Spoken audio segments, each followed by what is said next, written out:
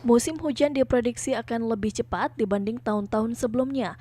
Badan Meteorologi, Klimatologi, dan Geofisika BMKG Wilayah 4 Makassar berdasarkan data yang ada memprediksi musim hujan akan mulai terjadi pada Agustus hingga September. Hal ini terjadi lantaran efek dari El Nino, namun musim hujan tahun ini akan didahului dengan El Nino. Pihak BMKGST menjelaskan, jika saat ini tengah berada di musim kemarau.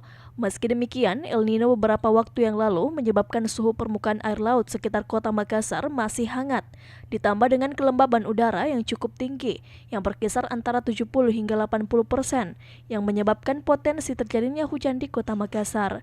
Saat ini wilayah Makassar sendiri sudah memasuki musim kemarau, namun untuk terjadinya hujan beberapa hari belakangan ini diakibatkan antara lain kalau kita lihat suhu muka laut di sekitar perairan wilayah Makassar masih cukup hangat dan kelembaban udara di sekitar wilayah Sulawesi Selatan, khususnya Makassar, masih cukup tinggi, yaitu berkisar antara 70 sampai dengan 80%. Hal ini yang mengakibatkan potensi pertumbuhan awan masih cukup tinggi untuk wilayah Makassar sendiri.